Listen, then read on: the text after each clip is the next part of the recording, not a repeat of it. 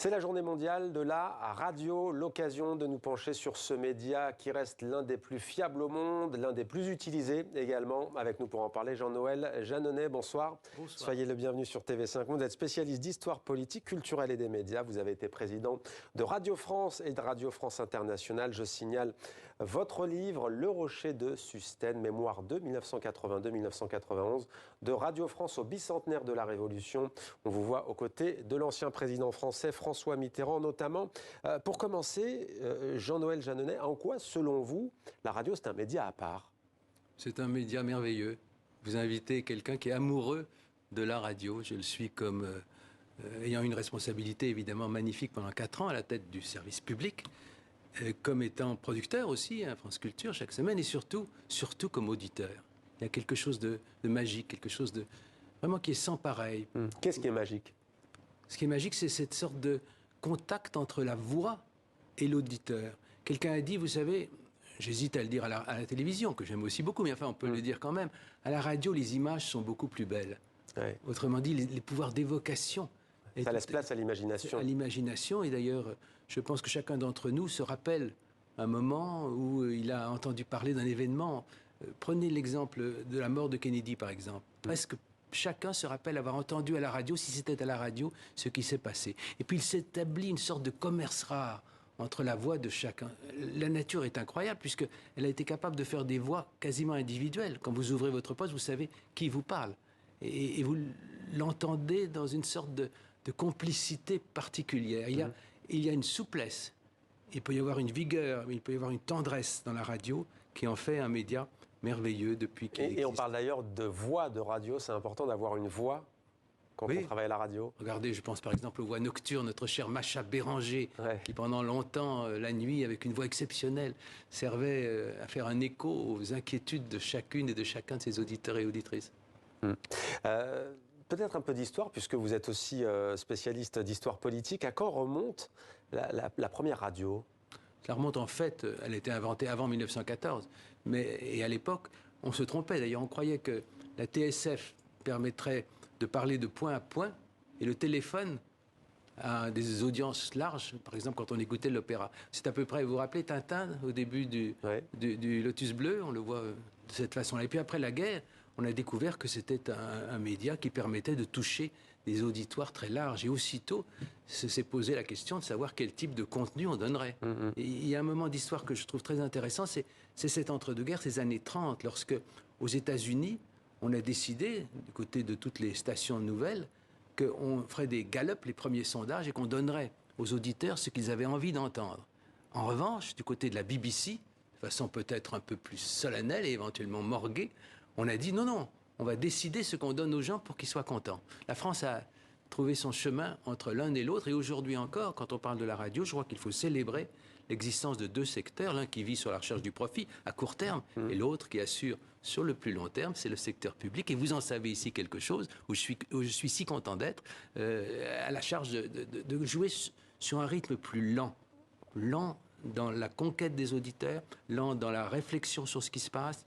Et comment expliquez-vous que ce média résiste malgré la télévision, malgré l'essor de la télé, malgré aussi Internet? Quand je suis arrivé à la présidence de Radio France, je me rappelle très peu de temps après, un collaborateur a surgi dans mon bureau en disant « Président, c'est terrible ». Qu'est-ce qui est terrible? C'est terrible, le gouvernement a autorisé la télévision du matin. Nous sommes perdus. La radio, désormais, va être concurrencée, va s'étioler terriblement. Vous pouvez constater, mon cher, qu'aujourd'hui, ce n'est pas le cas, même si j'adore la télévision, bien sûr. Et Internet, on dit même que ça a donné un coup de fouet à la radio. Oui, alors depuis les premiers postes à galène des années 20, où chacun bricolait son moyen d'entendre, jusqu'à Internet d'aujourd'hui, tout a changé. Il reste évidemment que la radio doit s'adapter à ces différentes techniques. Il n'empêche que chaque fois, elle résiste, elle tient bon, elle affirme son originalité, son charme, et en vérité, elle est sans prix. Et c'est le média le plus consommé et de loin à travers le monde. Est-ce qu'elle se réinvente, la radio? Vous venez de dire oui, mais est-ce qu'elle se réinvente aussi dans la couverture des grands événements, notamment récemment avec par exemple la disparition de la reine Elisabeth II? Elle a une grande souplesse, une grande adaptabilité aux situations. Les situations de guerre, par exemple, où les journalistes de radio peuvent aller plus près de ce qui se passe, de dramatique. Il n'y a pas la contrainte du matériel, notamment pour les autorisations, sûr, il y a la discrétion aussi. Et regardez dans les querelles civiles ou civiques, vous voyez ce qui s'est passé en mai 68. On venait d'inventer le transistor, parce que cette histoire, elle est modelée par les inventions techniques successives. Vous parliez de l'Internet, mais il faut parler de l'arrivée du transistor dans les années 60, le poste à transistor qui a permis à tous les manifestants de mai 68 d'être tenus au courant par les radios, notamment périphériques, de ce qui se passait. Et ça a commencé de peser sur les mouvements des foules, sur les évolutions, sur l'immédiateté des réactions des uns et des autres, dans l'ordre, en l'occurrence, d'une certaine dramaturgie. Et dans d'autres cas, regardez le sport aussi, pour rassembler les fans. Vous avez cité Kennedy, vous avez cité mai 68. Pour vous, quel est le plus grand événement radio que vous ayez vécu? Je pense vraiment que c'est mai 68. Mais en même temps, chacun a sa mémoire de la radio. Si vous m'interrogez sur mon adolescence, mon enfance, c'était dans les années 50. J'ai encore dans l'oreille Les Maîtres du Mystère, une émission qui a eu un succès immense dans le monde entier, qui a été diffusée d'ailleurs par nos ondes internationales à l'époque, et qui, chaque semaine, évoquait de façon magnifique, parce que la fiction est très très bien à la radio, toujours parce que les images sont plus belles. Ils évoquaient des moments, des conflits, c'était magnifique. Et puis je me rappelle aussi Papy Georges Briquet, certains auditeurs plus mûrs que les autres se le rappelleront, qui traitait du Tour de France. J'ai encore la passion qu'il mettait à parler de Coppi, de Geminiani, de Bobet. Tour de France et la radio, c'est mythique. Puisque vous évoquez la fiction, il y a quand même un précédent étonnant. C'est aux États-Unis, La Guerre des Mondes, une dramatique radio interprétée par la troupe de Mercury Théâtre, diffusée le 30 octobre 1938. Et là, qu'est-ce qu'on a retenu dans la mémoire collective? C'est qu'il y a eu un vent de panique aux États-Unis. On a pensé qu'il allait vraiment y avoir une attaque d'extraterrestres. Alors après, il y a beaucoup de légendes autour de ce phénomène.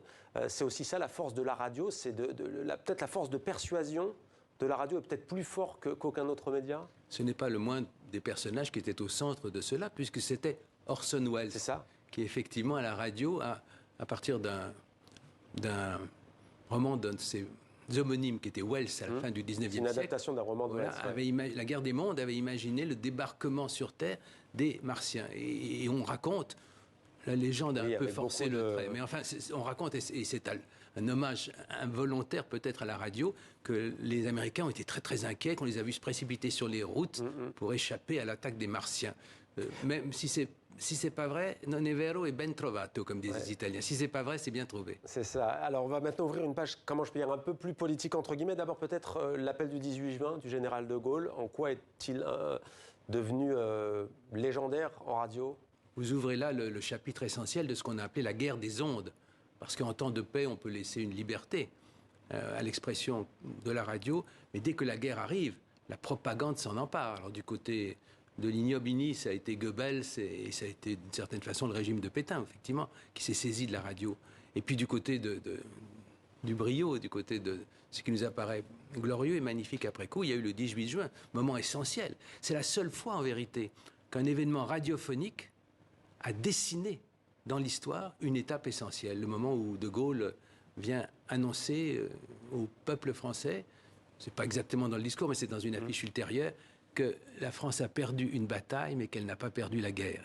Et si il n'avait pas dit ça à ce moment-là, parce que Churchill l'a autorisé à le faire, la BBC, part de hasard dans tout ça, mais part de détermination chez ce grand homme, s'il n'avait pas fait, je pense que 4 ans plus tard, De Gaulle n'aurait pas été au nom de la France parmi les vainqueurs et que le général allemand ne l'aurait pas dit, le voyant à la table de négociation, de capitulation. Quoi?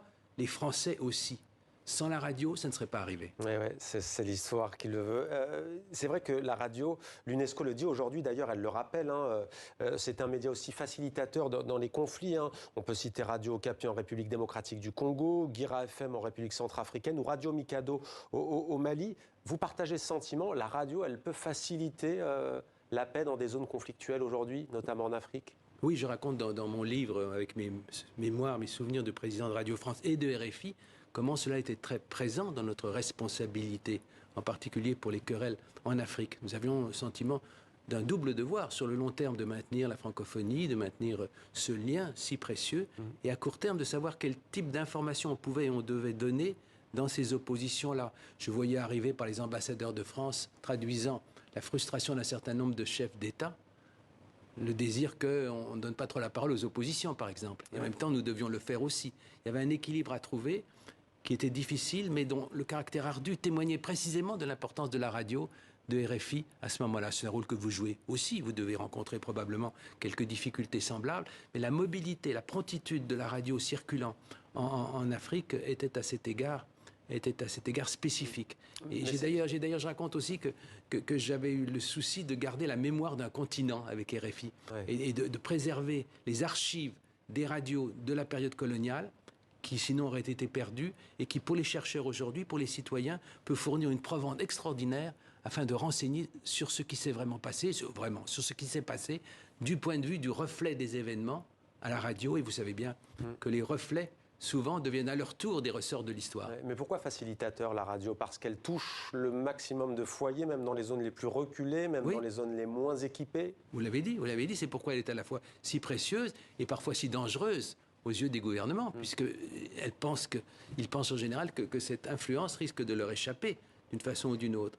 Mais au fond, cette inquiétude, je le pense comme un hommage à la radio, à sa ductilité, à sa mobilité, à sa force, à sa capacité d'imagination, de force, oui, et parfois de tendresse. Mais vous avez prononcé le mot tout à l'heure, la propagande aussi, quand on parlait de la Seconde Guerre mondiale et du général de Gaulle, il y a aussi les radios de propagande avec notamment les funestes ondes de Radio Mille Collines dans le génocide des Tutsis au Rwanda en 1994. Là, ça montre à nouveau la puissance destructrice que peut avoir aussi un média. Comme toute création humaine, elle est profondément ambivalente, de fait. Et si on la détourne de sa finalité solaire pour en faire quelque chose de tellurique, quelque chose de sombre, quelque chose d'affreux, alors effectivement, elle peut devenir une arme terrible. Et le cas du Rwanda que vous évoquez évoque effectivement un souvenir sinistre. Alors d'un côté, la radio peut être joyeuse, et la chanson aussi. La chanson, c'est tellement important. Est-ce qu'elle n'a pas justement la musique, ce côté peut-être plus libre que d'autres médias, mais qui est à double tranchant et qui peut être terrible? Oui, bien sûr, la souplesse. Mais elle est plus libre, selon vous? Le ton est plus libre à la radio qu'à la télévision, par exemple? Il est beaucoup plus difficile de demander à tous les pouvoirs de brider ce que dit la radio plutôt que ce que dit la télévision. D'ailleurs, il y a un événement qui a été très important à cet égard, c'est l'émergence des radios qu'on a appelées libres. À la fin des années. J'allais terminer avec, mais vous m'attendez.